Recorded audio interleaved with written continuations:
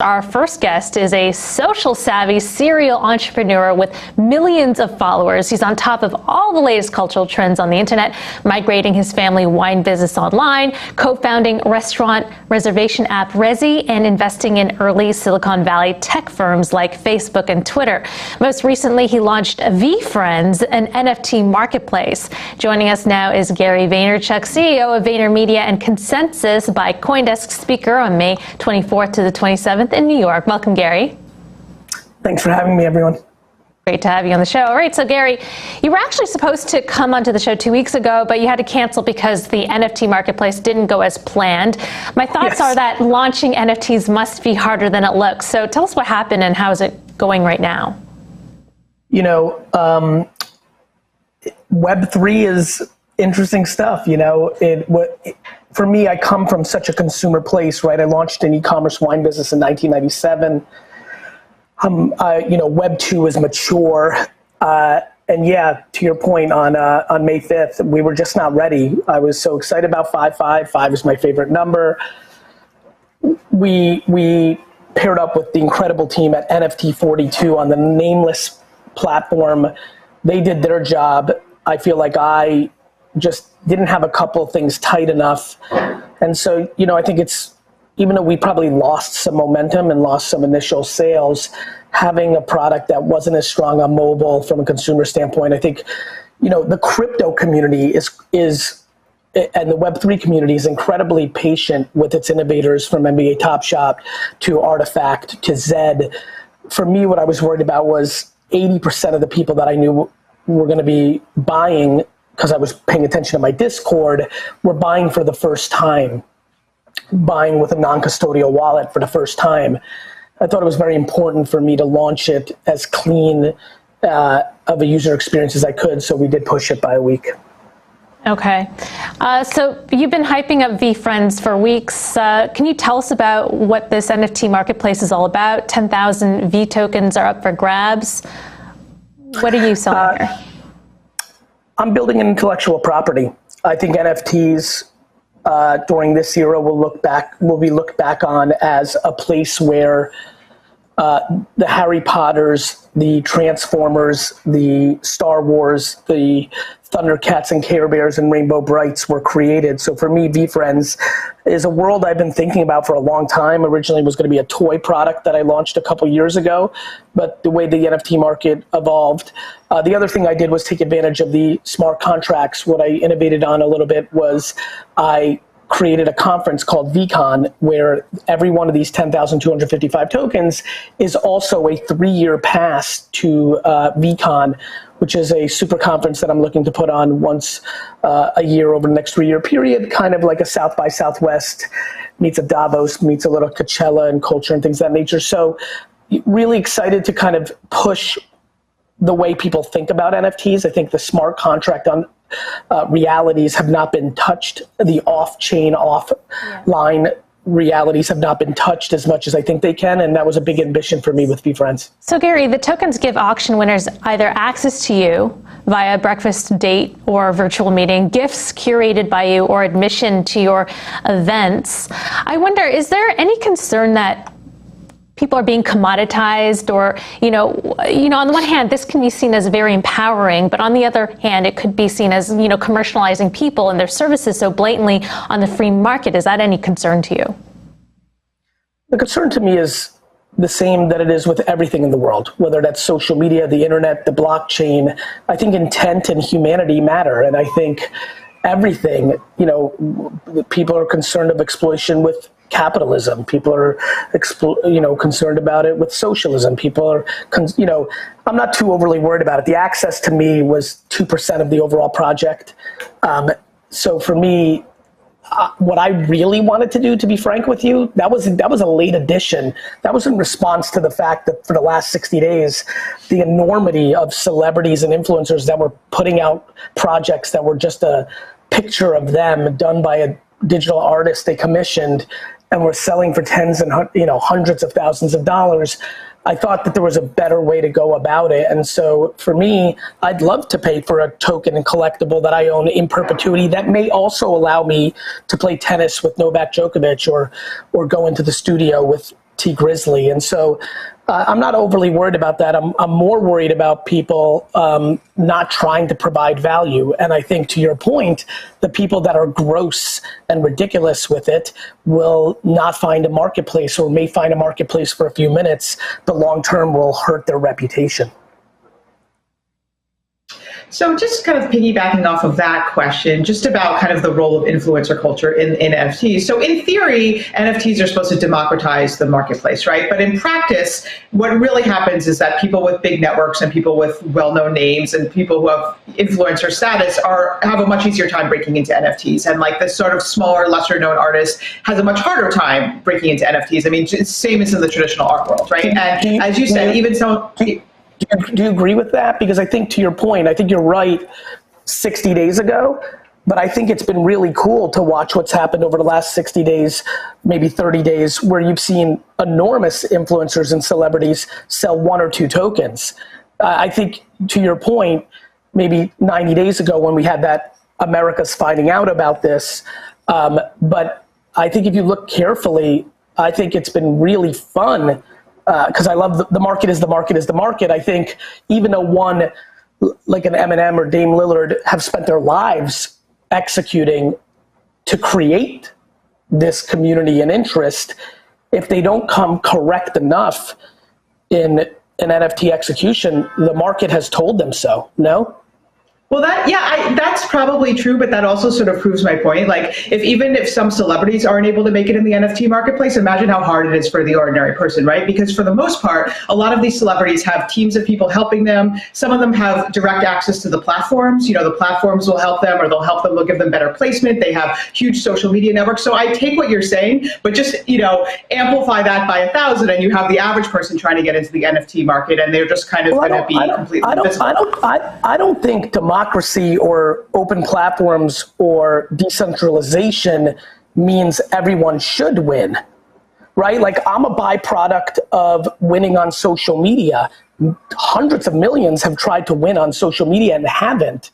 I kind of love that. I actually think the market is the market is the market is really kind of cool. Like, people, Blau wasn't a famous music artist, but he built community and leverage within crypto. He'll go and have his success. He'll outperform people that are 40 trillion times bigger than him on Spotify.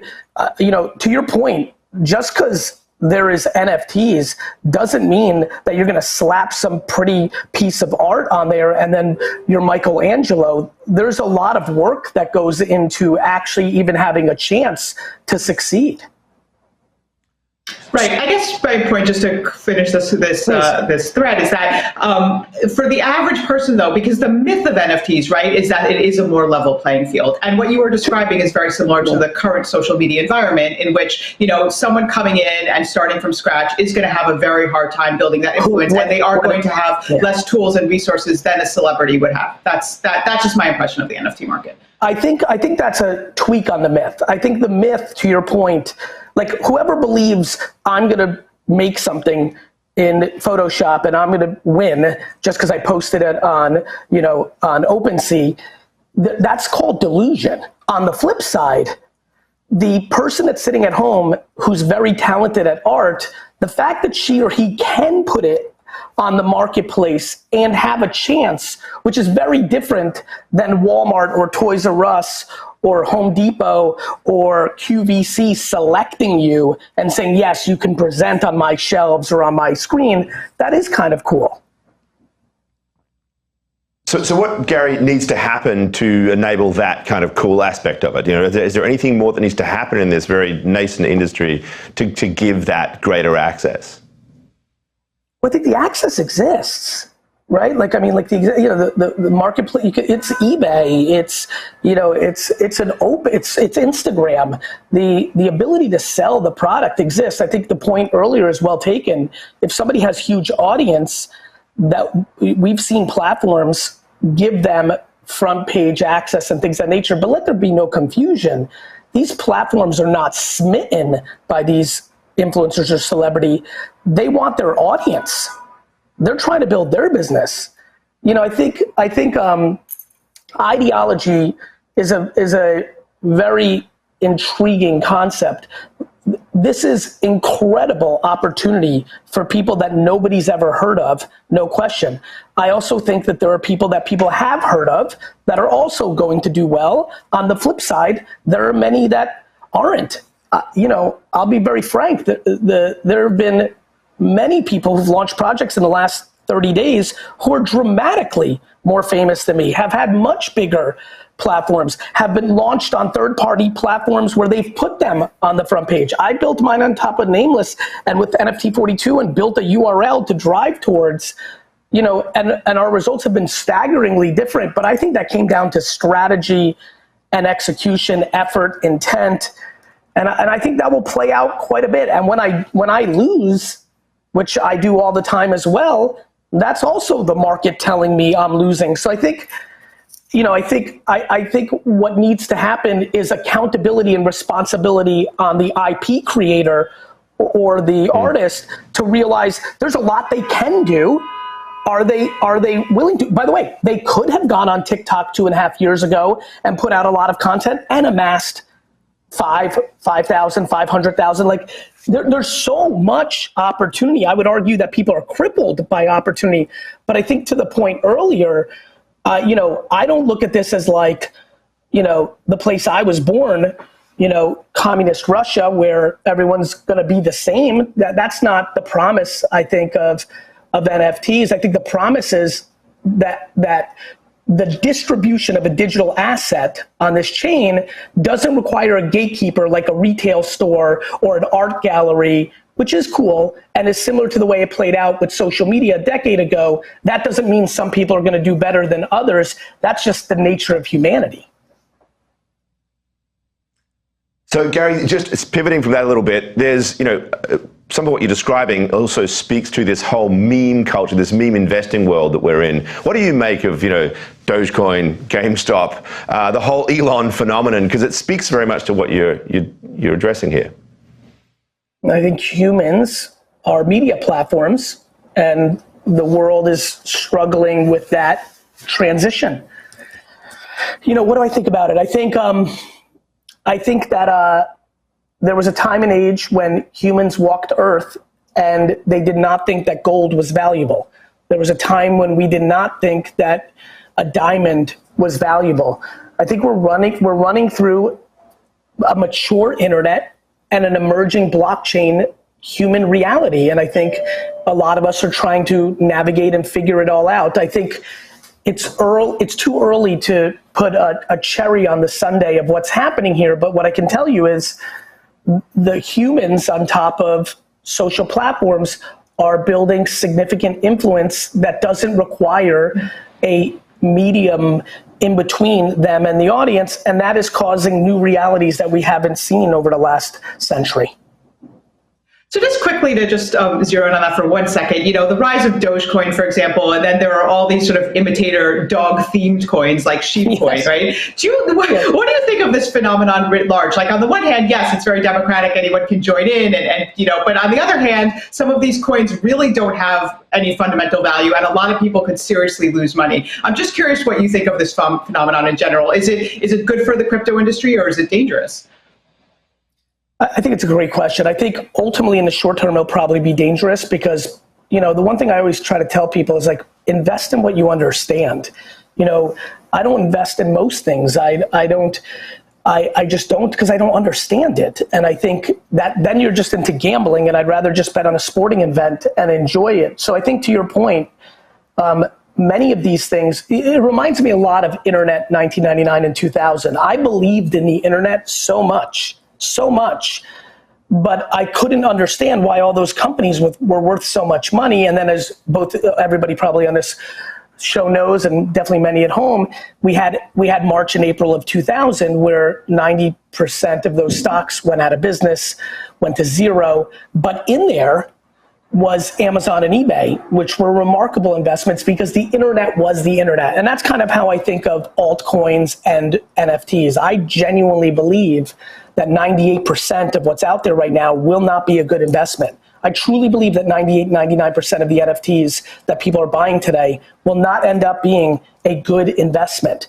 On the flip side, I think the macro concept of NFTs over the next 3 decades is one of the most significant consumer behavior technologies we've seen, the most I felt since social media. And so, to your point, I think that's why this is such an interesting time that everyone's talking. If that is true, if history is repeating itself with internet stocks, that's a pretty intense game, right? Most go to garbage, which is quote unquote, don't forget all the articles written about the internet in the summer of 2000. It was a fad. See, we told you. That's going to happen when we have an NFT winter, whenever, if, is going to happen right now, because there's too much supply against demand.